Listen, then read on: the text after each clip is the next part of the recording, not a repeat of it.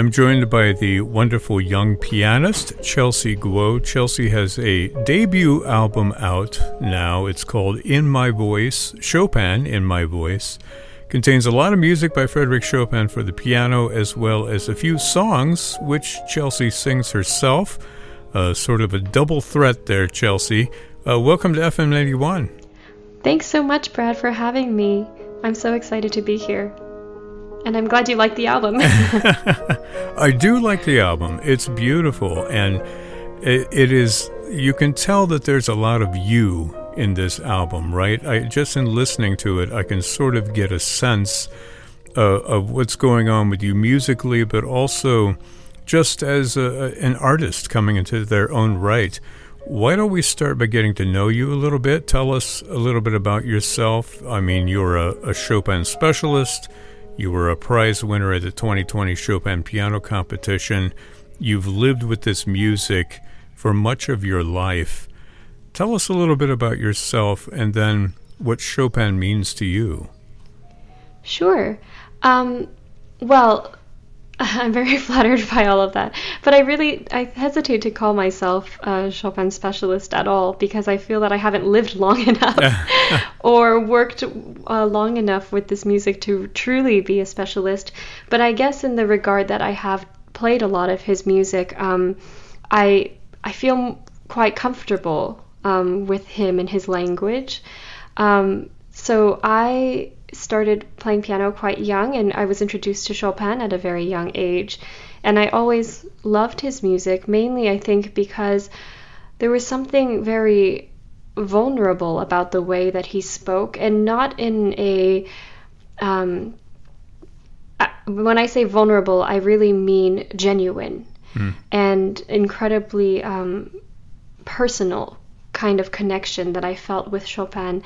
And not at all, I think, there was no facade in his music that I found that blocked my connection with it. And that's why I think it felt so special to me, is that I, in a way, could communicate through his music because it didn't hide.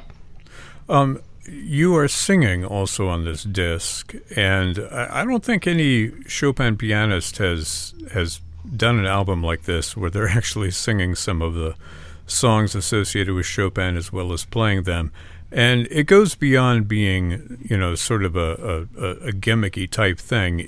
You are singing these songs because it means something to you. And I should add, you sing them quite lovely. You have a wonderful singing voice as well. What led you to make this recording with both the preludes and a few other works and pair them with the vocal pieces? That's a great question. I think, maybe first I'll just say that the voice pieces I knew I wanted to add because they informed so much of how I played Chopin. When I was looking through the music, when I was learning the piano music, actually, I wanted to know if Chopin wrote any vocal works because we don't often hear them. So I ended up searching up his vocal works, and that's how I actually found a lot of these pieces, is by doing the research of how do I better understand the vocal quality in Chopin's piano music. And it brought me to these few pieces. Of course, the first one is one that he actually wrote, a Polish art song that he composed.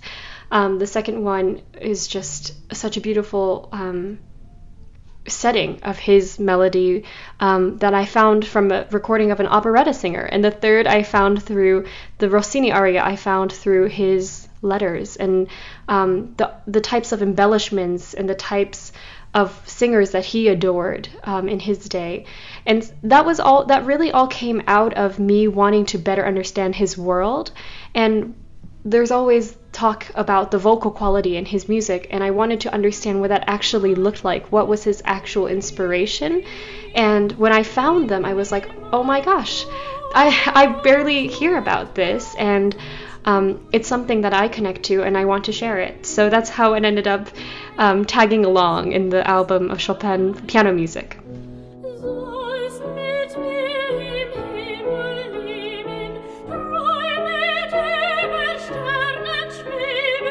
Ewig scheint die Sonne, für uns frei.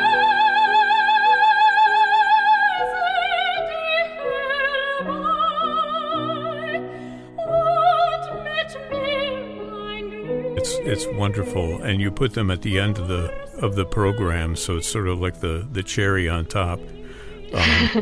Now, you've won a few awards and gotten some support for your singing as well. Which came first, the piano or the voice, or was it something that you always wanted to do? How did you get into the singing part of your art? Yeah, I definitely started with piano first. There's no doubt about that whatsoever. I always considered myself to be somebody who was pursuing piano. And when I started to sing, it was really because the pre-college program at Juilliard, where I was at, offered the choice to learn a second instrument.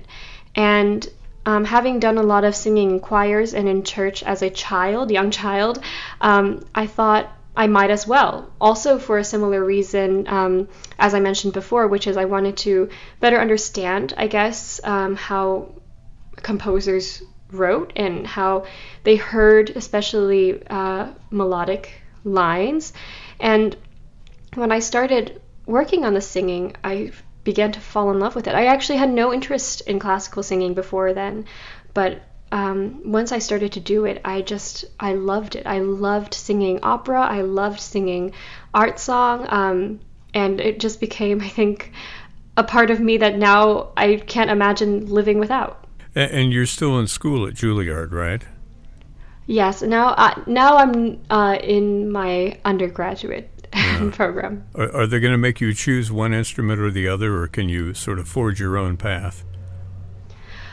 I'm technically a piano major at Juilliard, but I do think that the program and the track hopefully will not be the determining factor of what I end up doing, because I do hope to continue to combine this piano and vocal work, because there's so much, both piano and voice has such an expansive repertoire, and programming them together is just so interesting to me. So I really do hope that's something that I continue to do.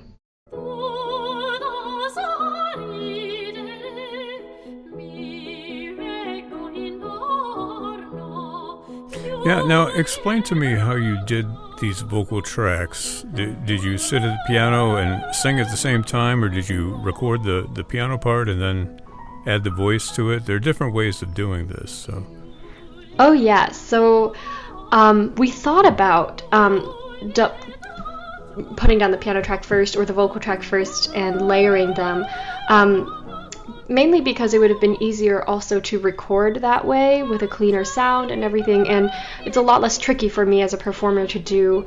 But my wonderful producer, Adam Apeshouse, was up for the challenge of figuring out how to properly mic this, and we also decided that doing simultaneously, which is what we ended up doing, would be more genuine in the music making, and that is normally how I would perform it if I weren't playing with somebody, if I weren't singing with somebody else on the piano. So I think that's part of what made it so special. It's not it's a different type of connection, I think, for me to be able to do both at the same time.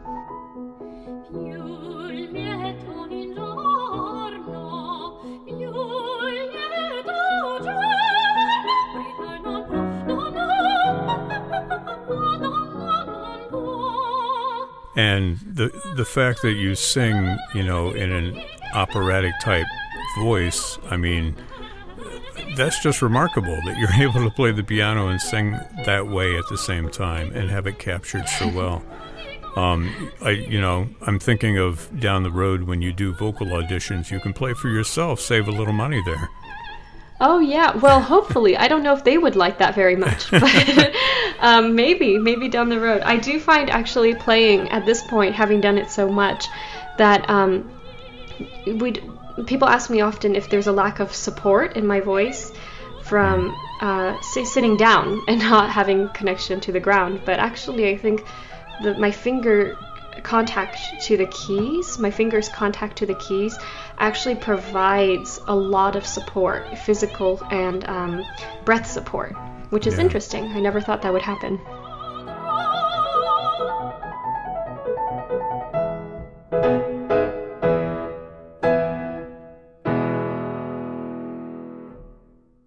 One thing I want to ask you about is this piano, because one of the things I love about the recording is it has a slight bit of a sort of an antique finish to it. You know, the piano, you can tell, is an older piano. Can you tell us about the instrument that you used here?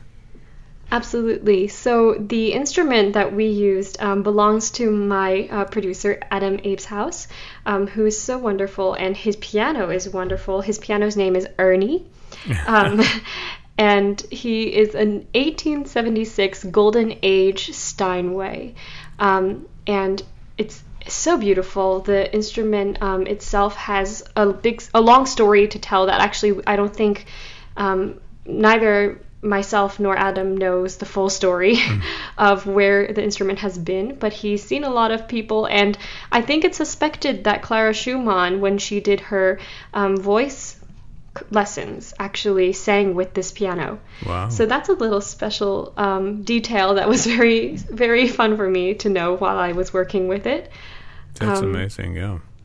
Yeah. Yeah, you mentioned Adam Abeshouse, who is just a top-notch producer. He's done so many wonderful classical albums. He's great. How did you get that connection? I mean, what was the impetus behind making this recording in the first place?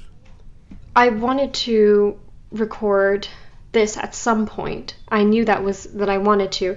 And with the time that I had on my hands with COVID, and Adam so kindly agreed to work with me, I just thought it was the perfect timing to do this project. Yeah. And so it ended up happening, not with a crazy amount of planning. I think it was an idea we threw out there, and it was an incredible blessing that it happened. And now you have the end result. Yes.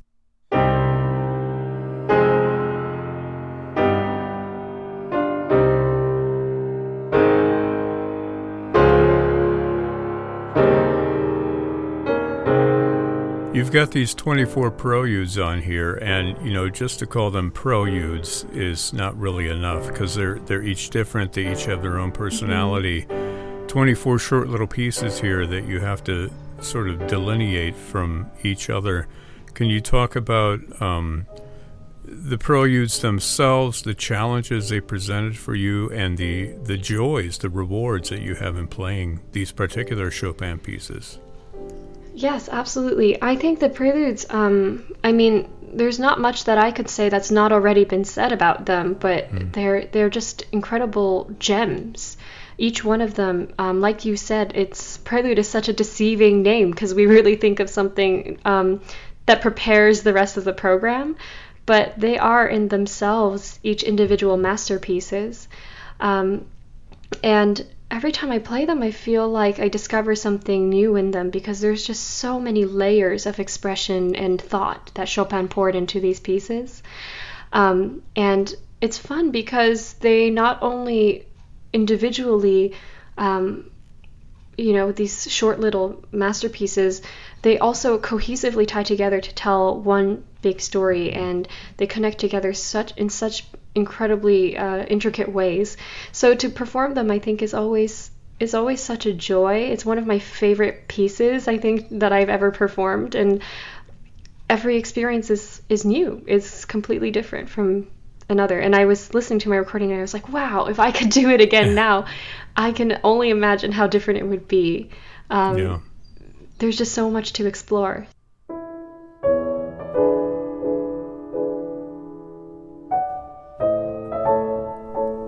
Where do you go from Chopin? You have another composer on your docket?